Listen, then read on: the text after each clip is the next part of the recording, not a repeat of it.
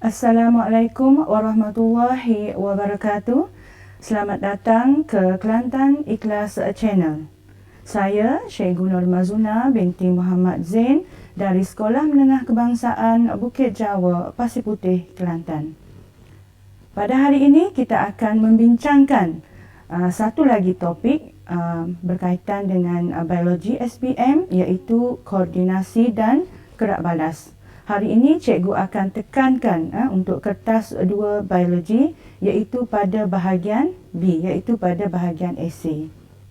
Baiklah pelajar. Untuk soalan 1, sumber yang cikgu ambil adalah daripada soalan SPM 2017 kertas 2 nombor 6. Cuba pelajar perhatikan soalan ini. Rajah 6 menunjukkan laluan impuls saraf dalam suatu tindakan refleks. Cuba perhatikan rajah 6. Pelajar juga perlu perhatikan struktur yang ada di dalam gambaran kepada soalan ini. Struktur yang dilabelkan seperti neuron eferen dan juga keratan rentas saraf tunjang. Mari kita perhatikan soalan ini. Soalan A1, terangkan penghantaran impuls. Rajah 6. Perkataan terangkan merujuk kepada arahan soalan. Penghantaran impuls saraf semasa tindakan refleks dalam rajah 6 merujuk kepada tugasan soalan. Markah yang diperuntukkan di sini adalah 4 markah. Ini bermakna pelajar perlu menulis 4 poin dalam ruangan jawapan. Untuk soalan A2, berdasarkan rajah 6, bandingkan dan bezakan di antara neuron aferen dan neuron eferen. Perkataan bandingkan dan bezakan adalah arahan soalan. Di antara neuron aferen dan neuron eferen adalah tugasan soalan. Markah yang diperuntukkan adalah 10 markah, bermakna 10 poin yang perlu pelajar tulis di dalam ruangan jawapan. Baiklah pelajar. Untuk soalan ini, cikgu ulang kembali soalan. Terangkan penghantaran impuls saraf semasa tindakan refleks dalam rajah 6. Pelajar perlu perhatikan dengan teliti gambar rajah ini.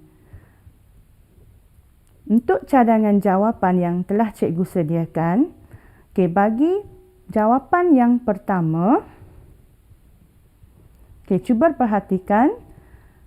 Untuk jawapan yang pertama, rangsangan ataupun haba dari kuali panas dikesan oleh reseptor. Di sini kita dapat perhatikan bahawa terdapat haba daripada kuali panas yang mengena pada bahagian tapak tangan. Cuba kita lihat cadangan jawapan yang kedua. Untuk cadangan jawapan kedua, kita tahu bahawa pada bahagian kulit terdapat reseptor yang boleh mengesan haba. Jadi reseptor ini akan mencetuskan impuls ataupun menjanakan impuls saraf. Cuba kita tengok jawapan yang ketiga. Untuk jawapan yang ketiga, impuls saraf yang dicetuskan oleh reseptor tadi akan dipindahkan ataupun dihantar di sepanjang neuron aferen ke mana? Ke bahagian saraf tunjang ataupun di dalam saraf tunjang di bahagian jirim kelabu terdapat interneuron. Cuba kita tengok untuk jawapan seterusnya, iaitu jawapan yang keempat. Di sini impuls saraf akan dipindahkan ke interneuron di dalam jirim kelabu. Untuk jawapan yang seterusnya, jawapan yang kelima. Dari interneuron di dalam jirim kelabu tadi, maklumat dari impuls saraf akan bergerak merentasi sinaps ke neuron eferen. Okey, bagi jawapan seterusnya iaitu jawapan yang keenam. Impuls saraf dipindahkan di sepanjang neuron eferen ke bahagian efektor ataupun di sini adalah otot biceps. Okey, seterusnya bagi jawapan yang terakhir iaitu jawapan yang ketujuh. Apa berlaku kepada otot? Otot bicep akan mengecut di mana tangan akan ditarik daripada stimulus ataupun kuali panas tadi. Okey, baiklah pelajar. Kita tengok pula soalan yang kedua iaitu A2. Berdasarkan rajah 6, bandingkan dan bezakan di antara neuron aferen dan juga neuron eferen. Markah yang diperuntukkan adalah 10 markah. Okey, bermakna 10 poin yang pelajar perlu tulis di dalam ruangan jawapan. Di sini perkataan bandingkan dan bezakan adalah tugasan kepada soalan ini. Cuba kita perhatikan perbandingan neuron aferen dan neuron eferen. Di sini soalan berkehendakkan perbandingan yang umum. Kenapa? Sebab pada soalan ini dia tidak nyatakan bahawa dia nak bandingkan dan bezakan sama ada dari segi struktur ataupun fungsi. So kita andaikan ini adalah perbandingan umum. Cuba kita tengok persamaan dahulu. Okey, bagi persamaan yang pertama, kedua-duanya adalah sel saraf. Ini adalah persamaan dari segi struktur. Untuk yang kedua, kedua-duanya menghantar impuls saraf ataupun isyarat elektrik. Ini adalah persamaan dari segi fungsi. Untuk jawapan yang ketiga, kedua-duanya terdiri daripada dendron ataupun dendrit ataupun akson ataupun badan sel. Ini juga adalah persamaan dari segi struktur. Okey, untuk jawapan yang keempat, kedua-dua neuron sama ada neuron aferen ataupun neuron eferen menghantar impuls dalam satu arah sahaja ataupun dalam keadaan sehala. Okey, ini adalah merupakan persamaan dari segi fungsi. Jika kita lihat di sini, persamaan adalah umum. Bermakna di dalam jawapan pelajar perlu tulis persamaan sama ada dari segi struktur dan juga dari segi fungsi. Baiklah pelajar, mari kita lihat perbezaannya pula. Bagi perbezaan antara neuron aferen dan neuron eferen, untuk jawapan yang pertama, bagi neuron aferen, neuron aferen membawa maklumat dari reseptor ke saraf tunjang ataupun interneuron. Dengan kata lain, dia bersambung dengan reseptor. Bagi neuron eferen ataupun interneuron ke efektor. Dengan kata lain, dia bersambung dengan efektor. Kalau dilihat di sini, ini adalah perbezaan dari segi fungsi. Okey, untuk jawapan yang kedua. Bagi neuron aferen, neuron aferen masuk ke dalam saraf tunjang melalui akar dorsal. Manakala bagi neuron eferen, ia keluar dari saraf tunjang melalui akar ventral. Ini juga merupakan perbezaan dari segi fungsi. Bagi jawapan yang ketiga, untuk neuron aferen, sel badan terletak di tengah neuron. Manakala neuron eferen, sel badannya terletak di hujung neuron. Ini adalah perbezaan dari segi struktur. Untuk jawapan seterusnya, neuron aferen bagi sel badannya terletak di dalam dorsal ganglion saraf tunjang, manakala neuron eferen sel badannya terletak di dalam jirim kelabu saraf tunjang. ini juga merupakan perbezaan dari segi struktur. Bagi cadangan jawapan yang kelima, neuron aferen mempunyai akson yang pendek, manakala neuron eferen mempunyai akson yang panjang. Ini juga merupakan perbezaan dari segi struktur.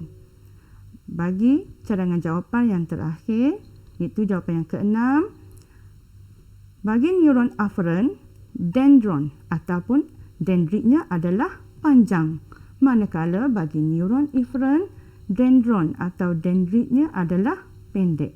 Dan ini juga merupakan perbezaan dari segi struktur.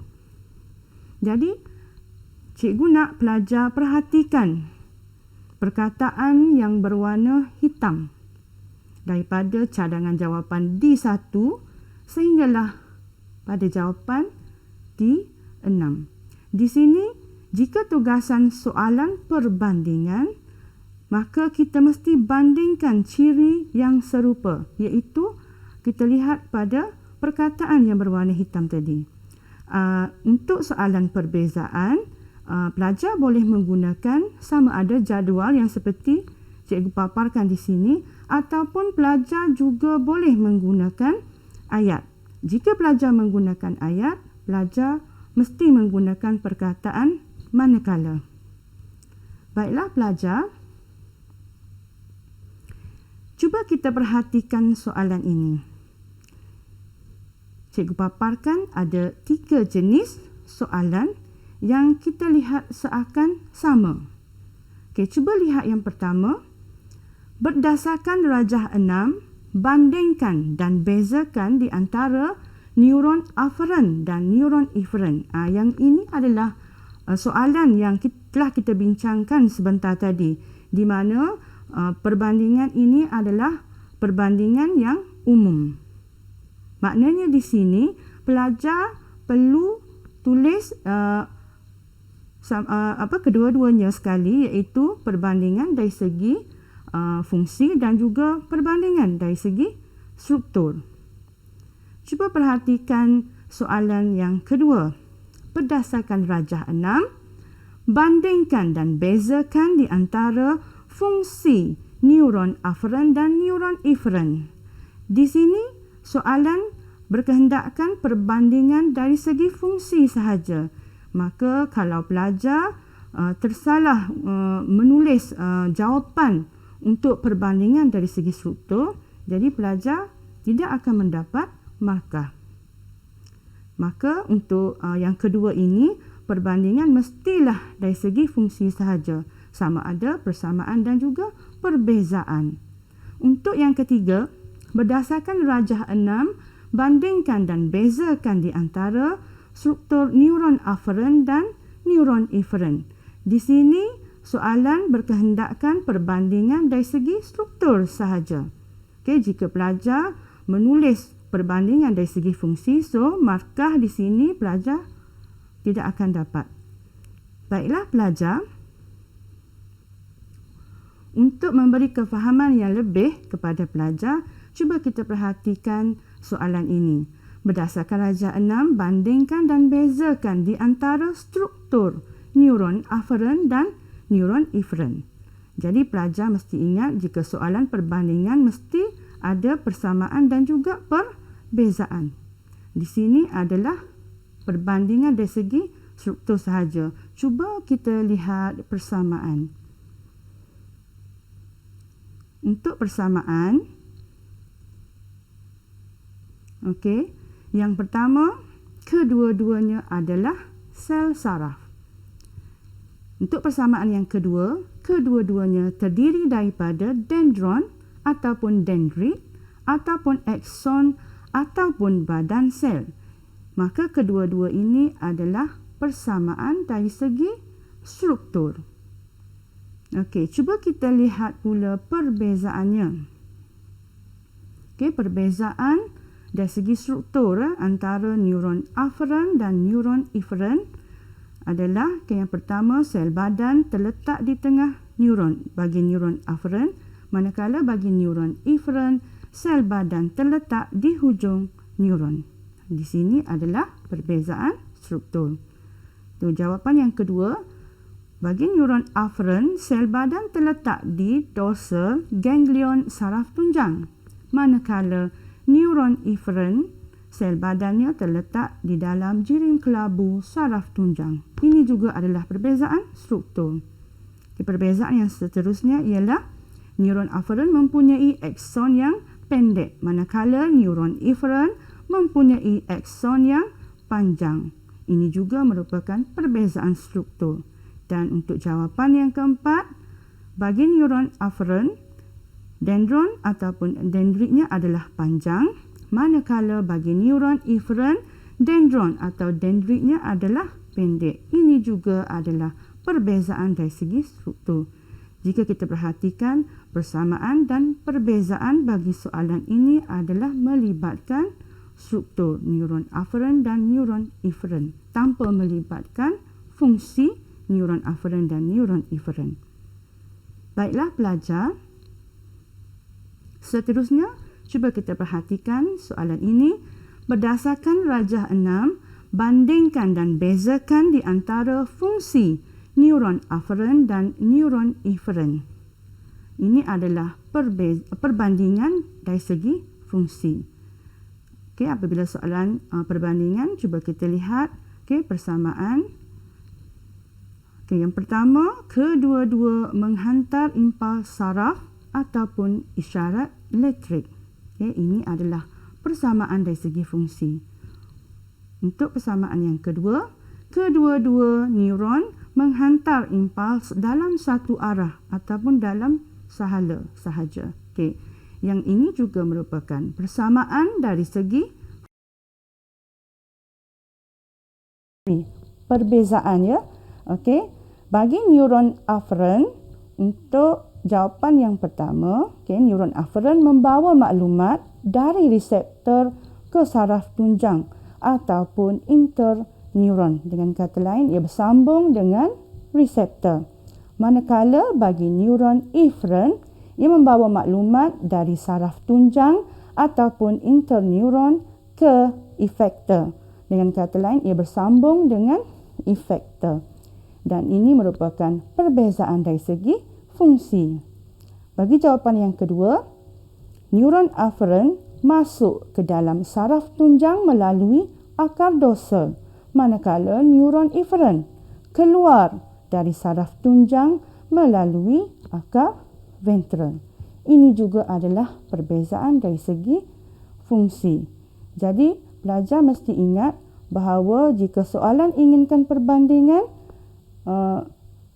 pelajar perlu menulis perbandingan dari segi ciri, yang mana pelajar boleh perhatikan perkataan yang berwarna hitam adalah sama. Baiklah pelajar, ini adalah soalan tambahan daripada cikgu. Berdasarkan rajah 6, terangkan kesan yang berlaku sekiranya neuron eferen tidak berfungsi. Perkataan tidak berfungsi di sini adalah perkataan negatif.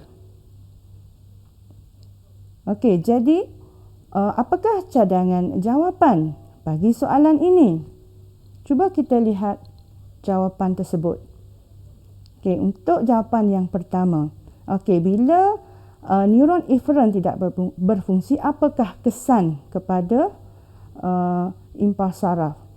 Okey, untuk cadangan yang pertama, jawapan yang pertama, impuls saraf dari saraf tunjang ataupun interneuron tidak dapat dihantar ke otot ataupun efektor ataupun bisep. Di sini apabila perkataan negatif yang ada dalam soalan, maka dalam jawapan pelajar juga, pelajar perlu menulis jawapan yang negatif. Okey, cuba kita lihat jawapan yang kedua.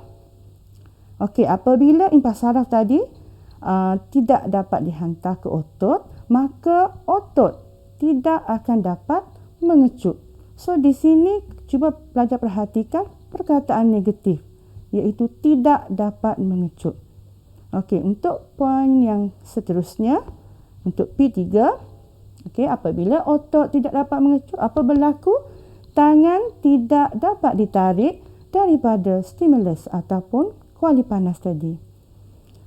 Maka di sini pelajar perlu tahu ataupun tips yang cikgu ingin kongsikan di sini, jika soalan berbentuk negatif, maka jawapan mestilah diikuti dengan jawapan yang juga berbentuk negatif. Harap pelajar boleh faham apa yang cikgu bincangkan di sini ya. Baiklah pelajar. Di sini cikgu sertakan juga soalan yang kedua.